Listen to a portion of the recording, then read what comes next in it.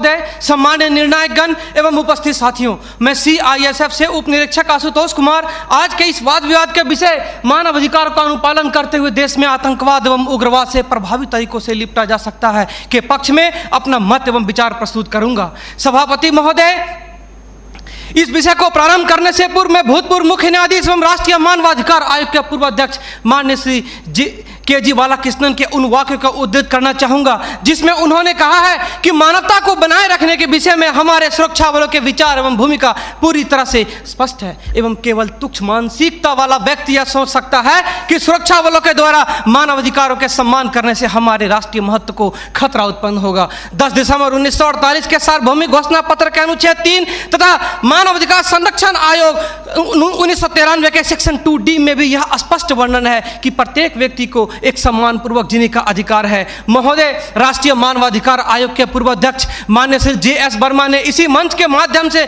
सन 2001 में यह स्पष्ट किया था कि संविधान के अनुच्छेद 21 जो जीवन एवं स्वतंत्रता की गारंटी देता है उसे आपातकालीन स्थिति में भी निलंबित नहीं किया जाता तथा जो लोगों के हित के खिलाफ हो उसे उचित नहीं ठहराया जा सकता है। DK वसु बनाम बंगाल राज्य में माननीय न्यायाधीश ने भी यह स्पष्ट किया है कि सुरक्षा बलों के द्वारा गिरफ्तारी के समय में भी मानवाधिकार का उल्लंघन न हो, परंतु स्थिति आपके समक्ष है। वासुदेव कुटुंबकम एवं सर्वे भवन्तु सुखिनः विचारधारा वाला देश जहां आज नक्सल समस्या ने गंभीर रूप धारण कर रखा है। प्रश्न उठता है, ये नक्सली है कौन?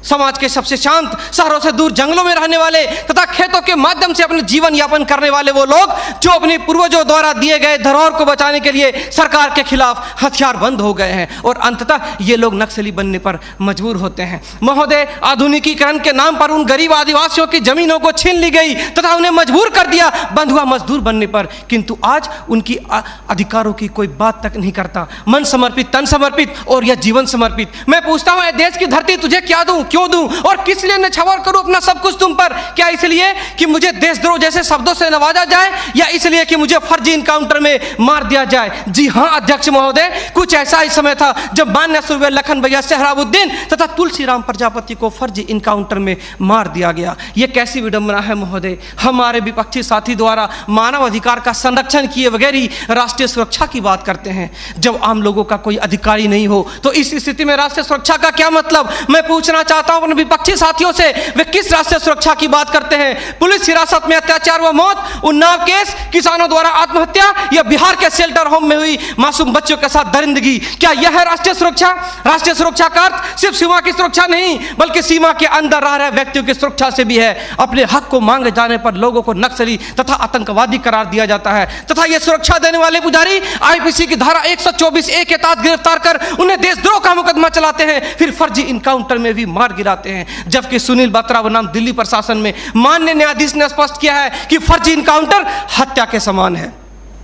10 जुलाई 2004 को मनोरमा देवी के साथ दुष्कर्म और उसकी हत्या तथा पूर्वोत्तर राज्य की महिलाओं द्वारा हम सुरक्षा बलों के समक्ष निर्वस्त्र होकर विरोध प्रदर्शन करना इस बात का द्योतक है कि हम सुरक्षा बलों ने arms force special power act का दुरुपयोग कर नाजायज फायदा उठाया है। वहां के लोगों को जबरन गिरफ्तार कर उसे मानसिक एवं शारीरिक रूप से प्रताड़ित किया है तथा उनकी बहु बेटियों के साथ दरिंदगी कर मानवता को संसार किया है। यह देश की सभ्य समाज एवं लोकतांत्रिक शासन प्रणाली पर प्रश्नवाचक चिन्ह है। CRPC की धारा 41, 42, 107, 151 के तहत बिना वारंट गिरफ्तार करने की शक्ति, CRPC की धारा 129, 130 मजमे को तितर बितर करने की शक्ति और जरूरत पड़ने पर गोली चलाने तक की शक्ति इन सुरक्षा बलों को दी गई है। और कितने अधिकार दिया जाए इन्हें? तो दे दो रोलेक्ट एक्ट जैसा अंधा कानून और ढूंढते रहो इतिहास के पन्नों पर स्वतंत्रता एवं समानता जैसी शब्दों को। महोदय, आज जरूरत है चिंतन की, मंथन की, जागरूकता की, लोगों में विश्वास जगाने की। आज जरूरत है सुपर 30 जैसे संस्थानों की ताकि अपने पथ से भटके हुए बच्चों को उचित शिक्षा, भोजन इत्यादि का प्रबंध कराकर उसे विकास के सही मार्ग से जोड़ सके।